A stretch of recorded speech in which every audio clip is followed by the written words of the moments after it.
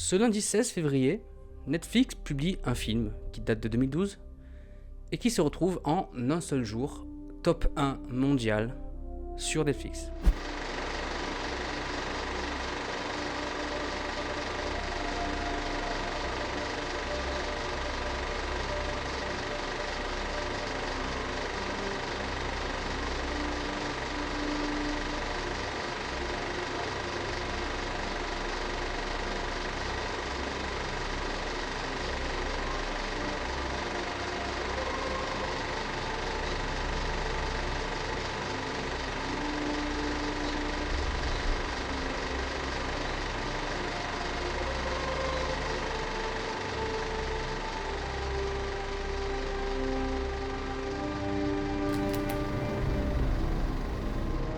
Et ça tourne.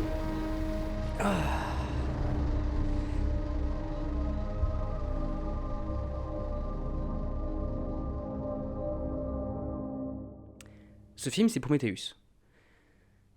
Avec cette vidéo, j'aimerais revenir là-dessus, parce que c'est un film qui, comme vous le voyez, m'a intéressé. Un film qui, à l'époque, en 2012, sortait au moment où moi, je passais mon bac. Dès que j'ai fini toutes les épreuves, j'ai couru en salle de cinéma. Et je l'ai vu en quelques jours 4 fois au cinéma. C'est un film qui a été attendu, pas que par moi, mais par des millions de personnes. Un film qui, dès les premières images, a affolé le monde entier. La bande-annonce sur internet avait atteint des millions et des millions de vues super rapidement. Les théories étaient là. J'étais constamment sur des forums. Petite dédicace à notamment le site internet AVP Galaxy. Et lorsqu'il est sorti, il a fait 451 millions de recettes mondiales. Encore aujourd'hui, 14 ans après, ce film fait parler. Ce film est décrié, ce film est défendu ou non.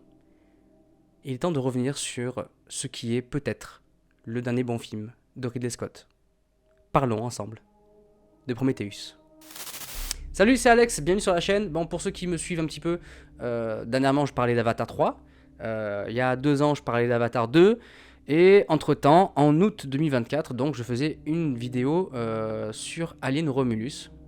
Je suis pas très actif sur YouTube. Moi-même je suis cinéaste et je fais des films et je produis, je monte. Donc j'ai une vie assez chargée, sans parler de mon fils aussi. J'aimerais bien avoir le temps de faire plus de vidéos comme celle-là. En tout cas, aujourd'hui, le sujet du jour, comme vous l'avez compris, on revient dans l'univers d'Alien, en tout cas de l'ADN d'Alien, comme dirait Sir Scott, avec Prometheus. Alien, c'est un monde dans lequel je baigne depuis tout petit maintenant. J'ai dû voir Alien 2 quand j'avais, je sais pas, 7-8 ans, en vidéoclub, et je suis devenu fan absolu de cet univers-là. Au-delà de cet univers, de la créature en elle-même, hein, créée par H.R. Giger. D'ailleurs, je suis allé l'été dernier visiter le musée Giger en Suisse. Expérience incroyable, il y avait les vraies maquettes, les costumes originaux, il y avait les croquis, il y avait même des storyboards. Enfin, il n'y a pas que Alien d'ailleurs, il y a toutes les créations qu'il a fait dans sa vie, mais c'était vraiment fantastique. Bref. Mais voilà, c'était, vous voyez, les figurines et tout, etc., que je vous ai montré au début. C'est une partie de ma collection. J'ai ma vitrine à l'entrée avec beaucoup d'autres choses, dont la reine alien qui fait, je crois, 60 cm. Je m'égare du sujet.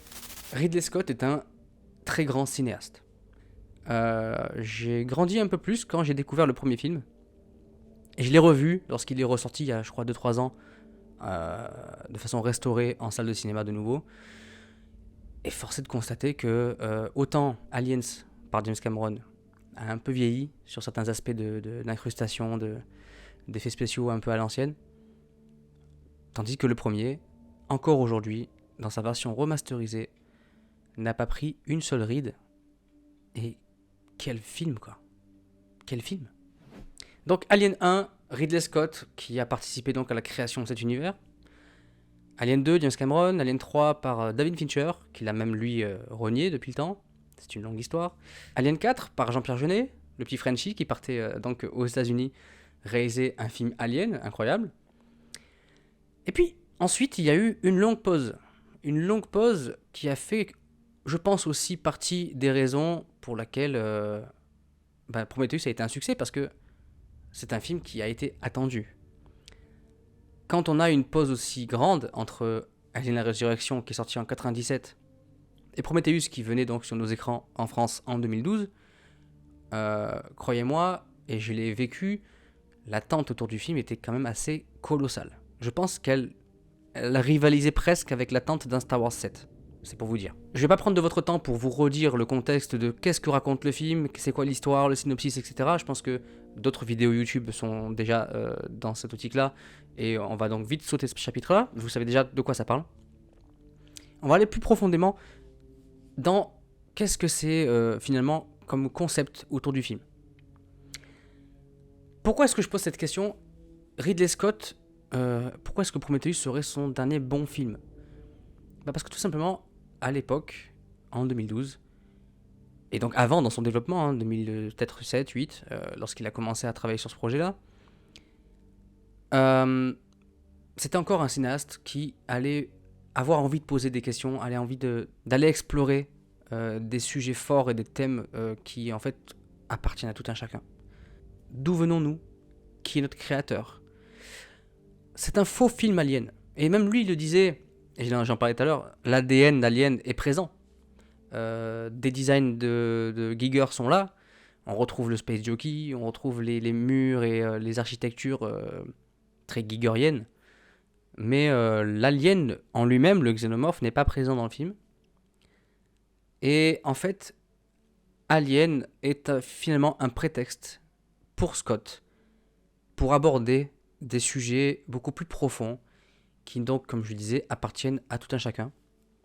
La création, le questionnement de pourquoi sommes-nous là, qui nous a créés, dans quel but, et que ferions-nous si nous devions un jour rencontrer notre créateur. Ces sujets-là sont super importants. Bon, on sait très bien que Scott fait un cinéma parfois très religieux, avec des questions très religieuses, mais là, ça dépasse les religions, même si c'est présent dans le film. Il y a bien sûr Shaw qui a sa croix, etc. Mais ça va au-delà de ça. C'est que ça va même dans une méta de placer les êtres humains dans cette époque-là futuriste comme eux-mêmes des créateurs de qui ? Des créateurs d'une intelligence artificielle, donc de robots humanoïdes, donc des androïdes comme celui de David. David qui, soit dit en passant, est selon moi le meilleur personnage de la saga Alien depuis Ripley. Donc interprété par Michael Fassbender, ce personnage de David, donc lui est confronté par « Ok, je suis pas humain, les humains m'ont créé, et les humains ont besoin de moi pour rencontrer leur créateur. » Qu'est-ce qui va se passer lorsque David, qui est la création des humains, va rencontrer le créateur des humains ? Voilà, tout ça, c'est fascinant. Juste de se dire ça, on est conscient que le film a beaucoup de faiblesses, qu'il a été décrié. Il y a des grandes vidéos comme celle de Durandal que je consomme de temps en temps. Je me la refais peut-être des fois espacée d'un an ou deux, avec toujours autant de plaisir. Le pourquoi j'ai raison et vous avez tort. Il y a des choses sur lesquelles je suis pas forcément d'accord, mais c'est super bien fait. Et c'est vrai, il y a des gros problèmes dans ce film. Il y a des très gros problèmes. Et j'ai tout vu, tout ce qui peut exister, les scènes coupées, les bonus, les making-of, les interviews. Le scénariste lui-même avoue que sa technique d'écriture, des fois, c'était de prendre comme un jeu de plateau et de mettre ses pions. Donc le personnage A, il est là, le personnage B, il est là. Comment je vais faire pour que dans la scène d'après, ils se rencontrent ou se rencontrent pas. Enfin, moi-même qui écris des scénarios, j'ai trouvé ça un peu étrange comme façon de travailler. Bon, c'en est une comme une autre, il n'y a pas de façon exacte. Chacun fait comme il veut. Mais on sent que dans sa production, le film a eu beaucoup de problèmes et a rencontré beaucoup de problèmes qui se retrouvent maintenant à l'écran. Avec des fois des choix de répliques ou de personnages qui font des actions insensées, stupides, et surtout un casting qui, même sans parler des acteurs principaux, on a Charlize Theron, on a Noomi Rapace, on a donc Michael Fassbender qui joue David, incroyable. Tous les acteurs, on va dire secondaires ou tertiaires, sont, il faut le reconnaître, assez faibles en termes de jeu d'acteur. Et puis leurs personnages ne servent pas du tout à se sortir de ça. Et c'est ce qui a été le plus décrié, c'est que les choix que font les personnages sont vraiment stupides et que les personnages eux-mêmes sont stupides, quoi. Ok. Et si on balayait un peu tout ça, si on allait enlever cette surface qui est réelle, qui existe, et je suis le premier à le reconnaître, et qu'on allait s'intéresser justement à ces sujets et ces thèmes profonds que Prometheus aborde. En fait, tous ces thèmes, c'est une ambition métaphysique très rare dans un blockbuster, et qui en fait n'était pas souvent vue au cinéma. On aborde la création, on aborde Dieu, des thèmes hyper puissants. Le rapport créateur-créature, on l'a retrouvé récemment dans des films comme Frankenstein. En fait, tout ça pour dire, c'est un film théologique à 130 millions de dollars. Et il y avait, je pense, que Ridley Scott pour se permettre de faire ce genre de cinéma de blockbuster d'auteur, en y implantant donc ses idées puissantes. Et pour mettre en image ces idées, on peut critiquer Prometheus pour son scénario, on peut critiquer pour ses choix par rapport au monde de l'alien, etc. Par contre, en termes de mise en scène, en termes de plan, en termes de décor, que ce soit création artistique autour des costumes, de l'univers de la planète, en fait, visuellement, le film est une vraie claque. C'est peut-être pour ça aussi que je suis allé voir le 4 fois au cinéma, c'est pour ça aussi que je possède ce livre sur le monde autour du film. La bande originale aussi, qui est hyper intrigante, hyper hypnotisante. Les temples, les fresques, les hologrammes, les vaisseaux, la technologie, même si la technologie n'a plus aucun rapport avec la saga Alien d'origine, qui était très rétro-futuriste. Là, il assume des vaisseaux très technologiques. Les hologrammes, il en abuse un peu. Mais tout ça se retrouve imprimé à l'écran et on ne peut rien dire là-dessus. Visuellement, Prometheus est vraiment réussi. Et c'est en combinant tous ces éléments que le film a une notion un peu, je sais pas, biblique, monumentale en termes de visuel. La vidéo sera peut-être courte parce que j'ai pas envie de m'étaler sur le sujet. Il y a tellement de vidéos YouTube qui existent déjà sur Prometheus. Mais revenons à ma question. Pourquoi est-ce que Prometheus serait en fait le dernier bon film de Ridley Scott ?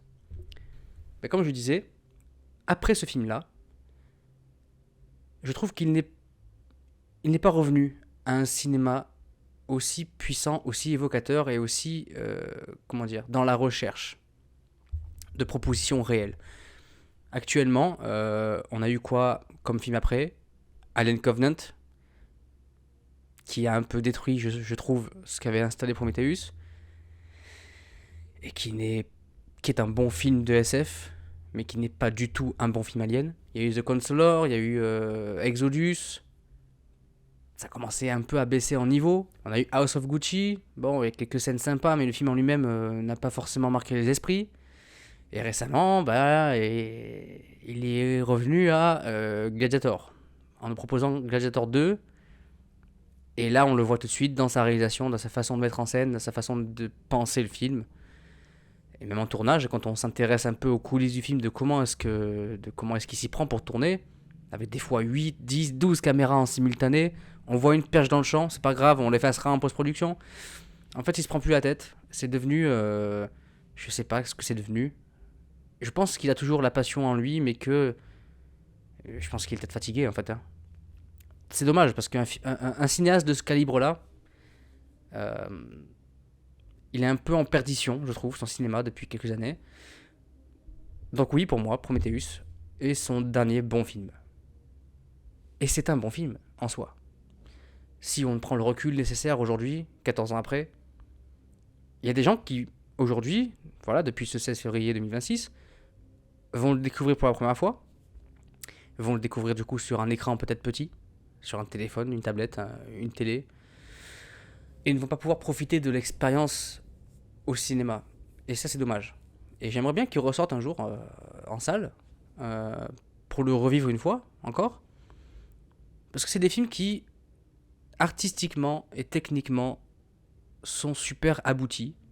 Et ça fait plaisir de voir qu'il y avait encore des films de ce calibre-là. Aujourd'hui, ils se font rares. C'est bien dommage. Mais c'est un constat. C'est un constat parce que, à part les Avatars qui sortent, ou des gros films comme Dune, qui prennent le temps de travailler leur esthétique, malheureusement, on est aujourd'hui dans la quantité qui va faire défaut à la qualité. Et ça s'est vérifié dans des licences comme Marvel, avec des effets spéciaux des fois qui sortent qui sont même pas aboutis. On a quand même, rappelez-vous, hein, je sais pas si vous êtes au courant, mais le film No Way Home Spider-Man est sorti en salle dans une version non terminée. Notamment la scène où il y a ces portails magiques qui s'ouvrent avec les différents Spider-Man qui se rencontrent. Bon, moi, en tant que fan aussi de Spider-Man des premiers du nom, en salle, c'était une folie. Je suis allé en mercredi soir, jour de sortie, avec les fans de Marvel dans la salle. C'était l'effusion. Mais ça se voyait, les effets spéciaux numériques n'étaient pas terminés. Et en fait, il y a eu une mise à jour du DCP. Donc le DCP, c'est le format dans lequel on diffuse en numérique les films au cinéma. Quelques jours ou 2 semaines après, je sais plus, tous les cinémas du monde entier ont reçu une mise à jour, un nouveau DCP avec les effets spéciaux terminés. En tout cas, terminés, revus, upgrade quoi, ont été améliorés. C'est dingue quand même d'en arriver là. C'est-à-dire qu'il y a des plannings qui sont mis en place, une surcharge de travail auprès des boîtes de post-production qui font que la date de sortie elle est tel jour, on a 2-3 scènes qui sont pas totalement terminées, on sort quand même le film et on fera une mise à jour, c'est pas grave. Moi je trouve ça inquiétant. Je trouve ça inquiétant des gens qui prennent pas le temps de faire le film comme ils devraient le faire. Parce qu'il y a des plannings, parce qu'il y a des millions de dollars dépensés en communication.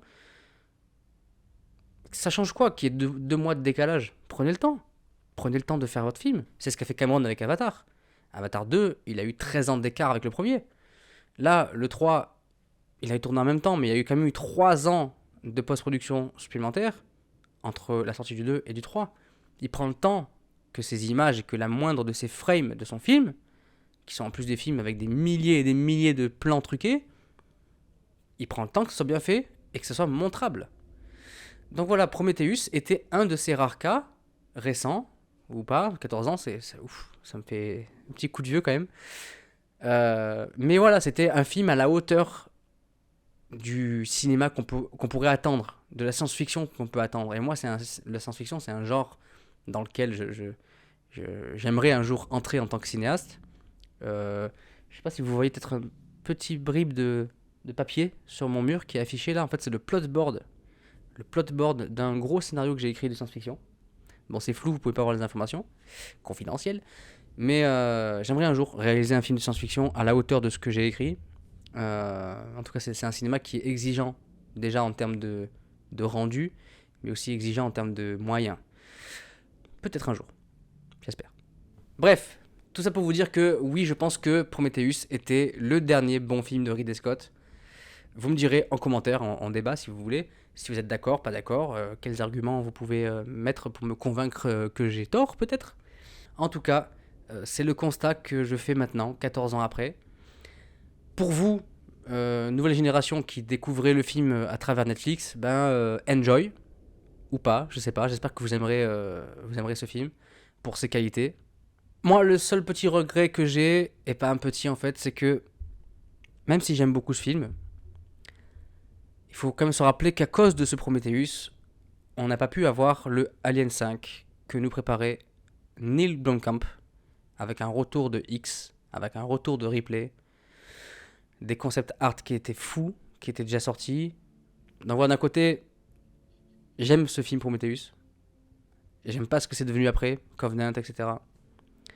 La série récente Alien Earth, c'était pas bon du tout.